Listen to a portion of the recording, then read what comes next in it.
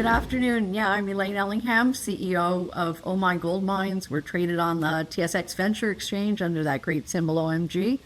We have two large gold projects in Guyana that was a past producer. And we're going to talk, I guess, with Matt today about why we're pretty confident that Omai is still a very undervalued stock. Well, that's exactly what we're going to talk about today, because you've had a fantastic run-up over the past year or so. Maybe people think they've missed the boat. I think you're going to argue differently. So there's not too many 8 million ounce projects out there in friendly mining jurisdictions. Do you think the market isn't placing a kind of scarcity premium on Omai today? I mean, why do you think it's undervalued? Yeah, it is because there's a scarcity, and an 8 million ounce project, that's a bit unusual. Usually, I've always said in exploration, you discover 3-4 million ounces, the mine gets developed, and over time you expand and find more. So we've grown very quickly. That's one, and I think that's why some people have been left behind.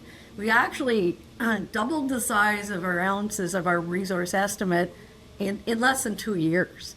And if you've got a small deposit, that's easy, but at going from 4.3 to 8 million ounces, a big jump up, a lot of activity in the space, and I think it just hasn't been fully valued into the stock. But I think people value ounces differently, right? Depending on the type of projects, jurisdictions, and then potential margins involved. I mean, how do you think that increase in resource has changed over the past year in terms of the value per ounce basis? Yeah, I have some statistics on that, but basically, as we've got bigger, our value per ounce, market value per ounce has actually come down a bit because, again, they aren't all baked in.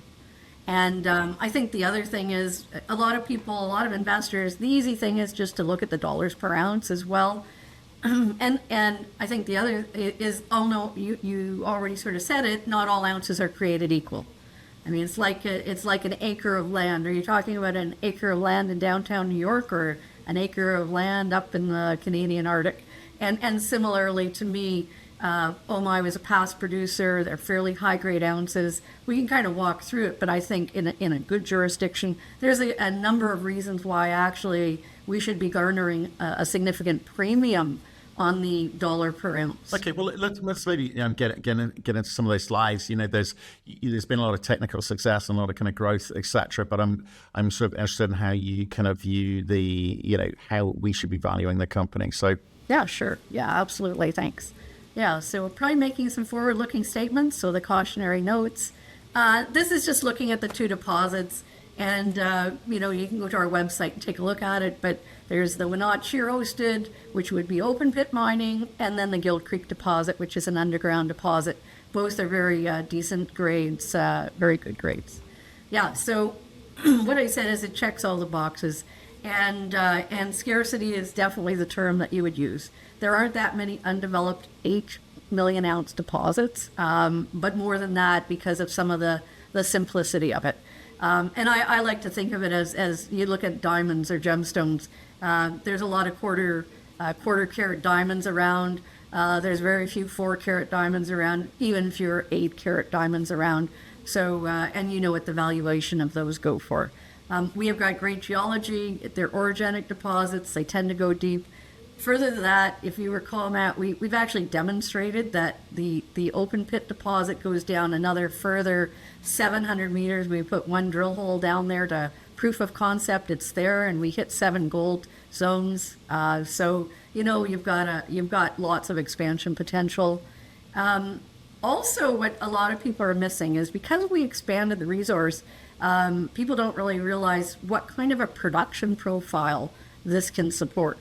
So we did a small PEA a few years ago on what was much, much smaller and just the open pit. And so I think a lot of people still cling to that. And in fact, when you're at 8 million ounces with 2 separate deposits, it can get a lot bigger. And as you know, we're just in the process of doing that PEA. So, the great reveal is about 4 or 6 weeks out. And so good grades. Again, open pit mines are the Wenot deposit running 1.5 grams. There's a lot of open pit mines that are well under 1 gram. This is much better than that. Some of the interesting things about Guyana is, a lot of people think it's a giant rainforest and not a lot of accessibility. That actually is true for the most part, except for us. And we've got a paved highway that goes within 8-10 kilometers of the project. So, even in Canada, you don't get that. So, how do you value that in? It's kind of a fuzzy thing, but in fact, when you go to develop a mine, it's a big deal. So Omai is a past producer, as we've talked about before, and that means that that, like, you've de-risked things like the metallurgy. We have an airstrip on site. It's a cleared site, and we have tailings, and the tailings, again, you already have a site, and we've done studies on them. So that's, again, a de-risking. You can see a site to a production scenario, right? So the land tenure is super simple for us because it was a past producer. It's just a single permit directly from the government. There's no small scale ownership in between there. And then Guyana. I mean, we've talked about Guyana, as I'm sure some of your other companies have, and it's definitely a highly sought after jurisdiction right now. And there is proof already. There's a recently permitted large scale mine that went through the system fairly quickly, and so we were following that path, and so we expect permitting to be certainly fairly quick, especially in terms of looking at what you would see in Canada or the U.S. or many other jurisdictions. And I guess one of the other things that's come up more and more with time is there's actually a couple of opportunities in the not too distant future for some more green energy solutions for running the Omai mine. And one is a hydropower project that they just closed the tender on it, and it would bring a grid, like a transmission line within 22 kilometers of the Omai site. So again, and then they have an LNG plant, a liquefied natural gas plant planned for just about 165 kilometers away. So these are good things for a project. It makes it for a very doable project. So anyway, my point is that there aren't many projects that can check all these boxes. Does that make sense? Of course it does. This is it's an engineering project now. It's the de-risking project right now. The study, the up-and-coming study will help people understand the kind of scale of the opportunity. But it doesn't get rewarded in the same way that new discoveries do. At what point do you think people will truly understand the potential of what you got, and you will see that re-rate? Is it just the study? I think that is going to be a real catalyst. And we can talk about that because even for some of the analysts, because we only put out that new resource 2 months ago, their models have not caught up.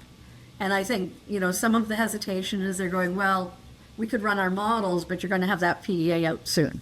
So I think if for people who rely on where sort of the analysts are relying on the NAV, the net asset value, they're still not sure where it's going to land. And in fact, we're in the PEA process. So even ourselves, we're not sure exactly how big that plant size is going to get and what that production profile looks like at this point. But with that, there's a pretty strong indication it's going to get bigger. Right. So this isn't just about 8 million ounces. This is about a long life mining complex rather than projects. Is that the potential here? Yeah, absolutely. Okay. My goal had always been, even from the beginning when I saw this project, 5 million ounce was my target, 250, 300,000 ounces a year.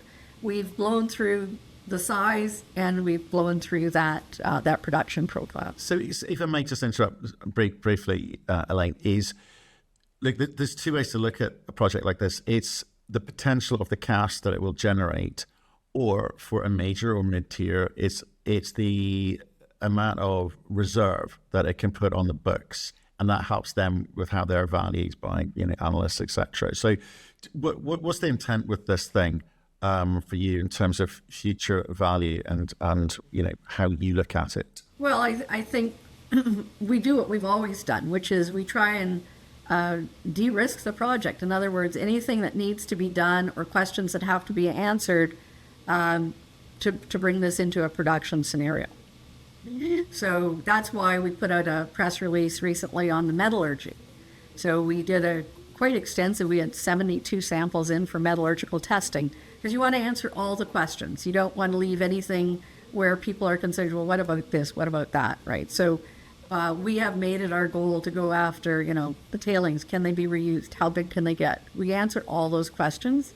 But on a kind of like less technical basis, if I sort of try to put up, we talk about come back to that kind of scarcity statement earlier and say, well, if I look at some of your peers, I mean, one, who do you think your peers are? And two, how do you stack up against them and why? Because obviously you can make it as pretty as you like, but fundamentally, I've got to say, has this company got a chance of getting into production and genuinely delivering the ounces that it say it can? Yeah, projects difficult. Projects come in different shapes and sizes. They all have their pluses and minuses. We're probably like Snowline, Great Bear. Some of these projects, they have good attributes, but permitting time's going to be longer. We're closer to the G mining asset in Guyana. Theirs is very remote. Ours has road access. They're a couple of years ahead of us, but I think from that perspective, I think a lot of the challenges are when you get a larger project. Is it too big for a single asset company to develop? I think that's one of those things where we got bigger and bigger. But our sort of approach to the project and what we do has always been project first, try to advance it towards a production scenario, do your community work, do your permitting, and push everything forward. I think where you're going is, is it likely that this is the company to develop the project?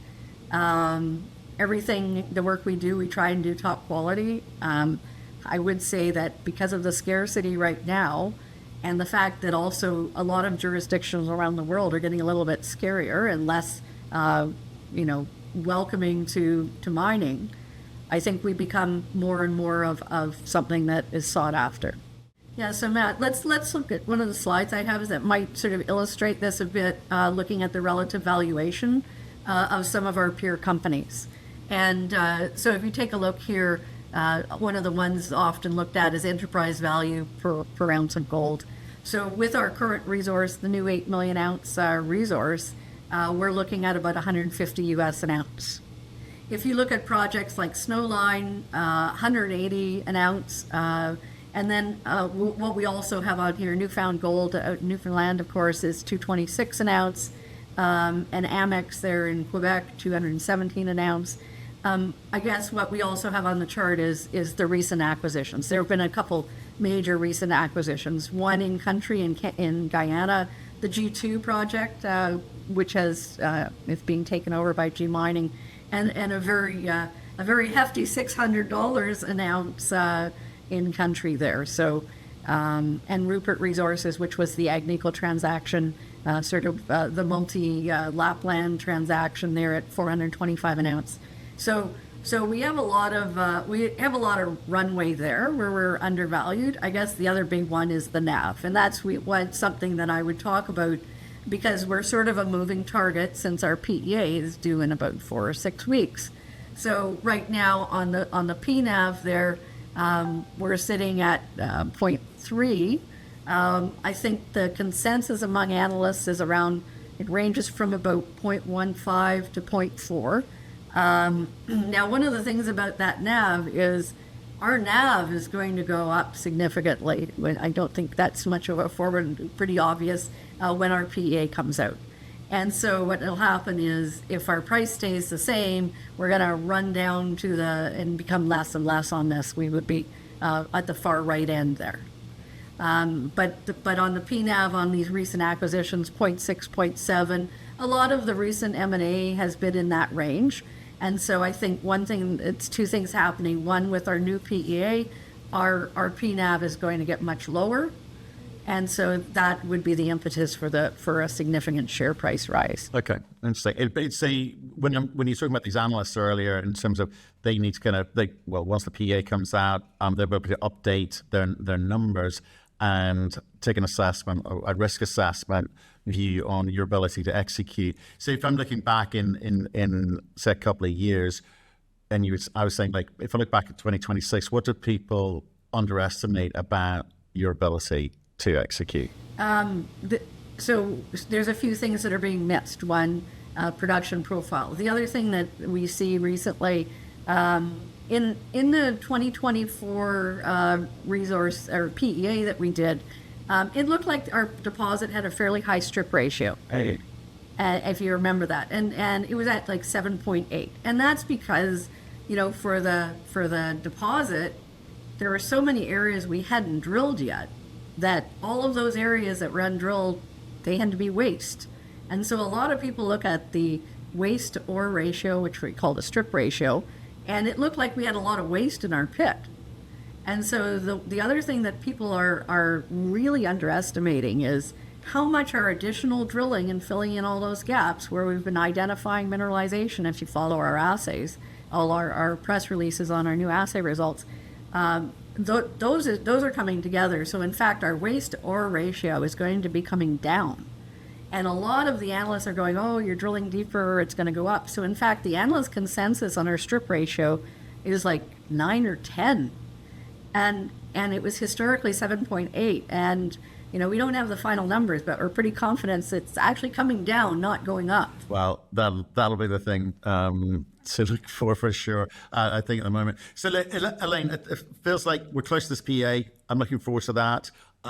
Feels like there's still a long way to go in terms of that valuation compared to your peers. Keep doing what you're doing. We'll see you soon. Yeah, thanks so much.